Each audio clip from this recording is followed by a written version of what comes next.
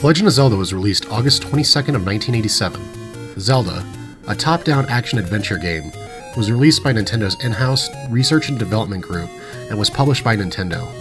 This game would originally be released on the Famicom Disk System and would eventually make itself onto cartridge form by the time it made it to the United States. The game was produced by Shigeru Miyamoto and designed by Takashi Tezuka.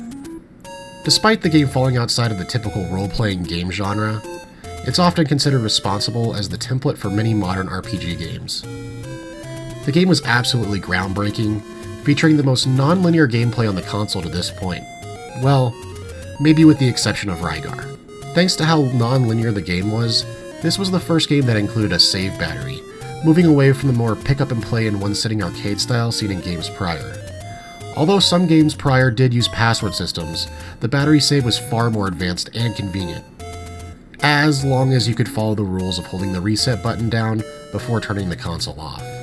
Inspired by Miyamoto's childhood, he wanted to create a world that drew from growing up in Kyoto, where he explored nearby fields, woods, and caves.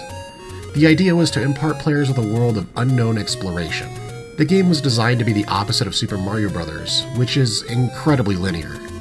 During the creation of Legend of Zelda, Miyamoto curated concepts that were either Mario ideas or Zelda ideas. The idea that you didn't start with a sword and had to talk to someone to get it had to do with how Miyamoto wanted to include communication in games.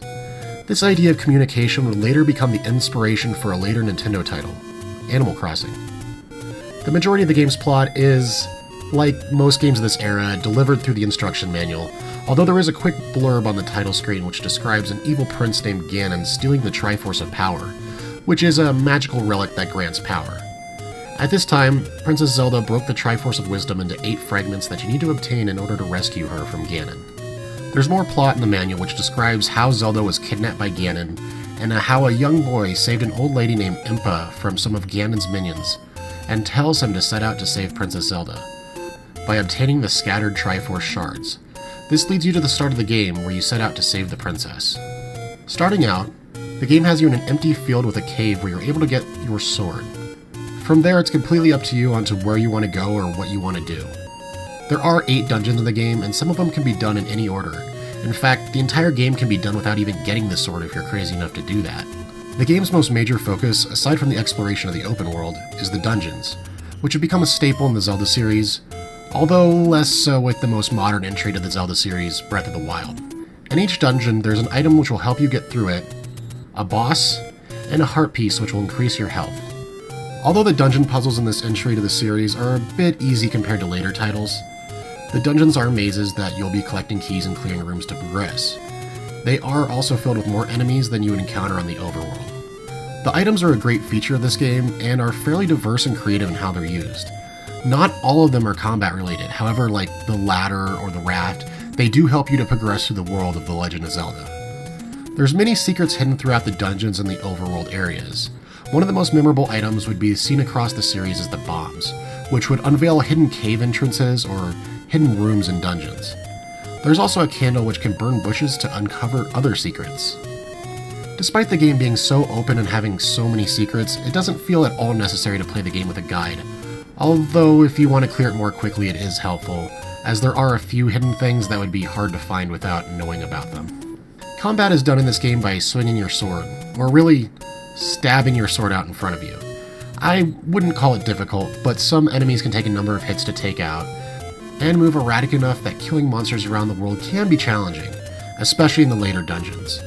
You're aided in combat by several items you get throughout the world, like the boomerang, which can stun enemies, making them a bit easier to hit.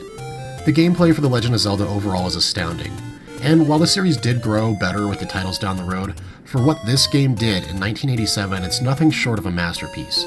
The game combines so many different elements with its items, dungeons, and cast of monsters that it's no wonder that the game has become a behemoth series that it's become today. Graphically, the game looks fairly basic, but when compared to other titles at the time, it's one of the better looking releases so far in the system in 1987. It's worth mentioning that Athena came out the same month, and it looks like garbage by comparison.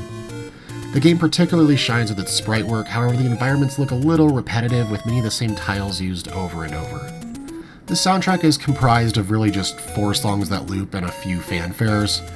Two of the songs are simply just rearrangements of the main Zelda theme, or are the main Zelda theme, which is iconic and memorable.